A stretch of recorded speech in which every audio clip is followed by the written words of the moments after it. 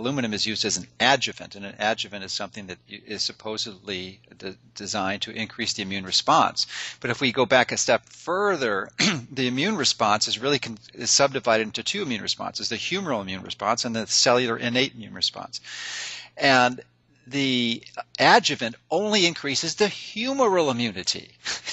It does nothing with the cellular innate immunity. The challenge is that there is no really good testing system for the innate immune system, but they technically can measure antibody response. So that's what's being used, and aluminum very effectively is able to increase antibodies. But what it probably doesn't do well, and there's not many studies that look at this, is it doesn't increase the effectiveness in reducing long-term immune responses to infections and disease. I mean, it's just so infuriating to see the almost every single media just assume that these things work, and they don't. They only work short-term for one aspect of the immune system, not the total immune system. Because when you get a wild acquired infection, it does stimulate the innate immune system, and you have permanent, lifelong immunity, which never happens with a vaccine.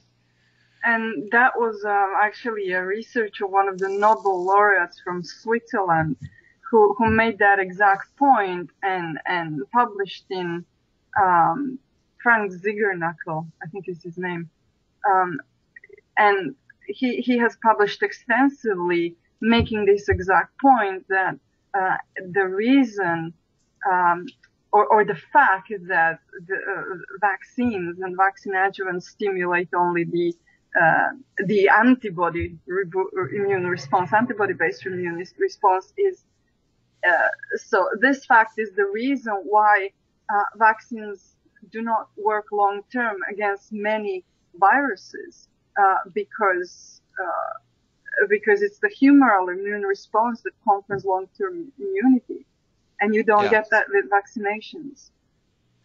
Well, it's actually the cellular immune response that does that, and the vaccines do not stimulate that aspect of the immune system. They fail to do that. That's why we need to get it.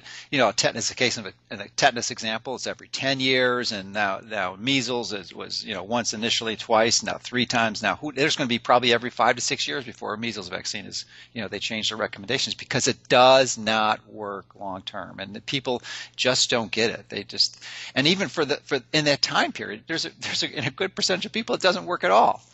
It just doesn't. And it's interesting. They make the assumption that the antibodies are responsible, but there are people genetically born without antibodies. Mm-hmm. I think it's called agammaglobulinemia, and these people still resist infections if they get the natural infection. So that's kind of like a clue that there's something else going on here that's not being fully appreciated. The problem is that people are being brainwashed into this idea that high antibody titers equal protection against diseases, and it's simply not true.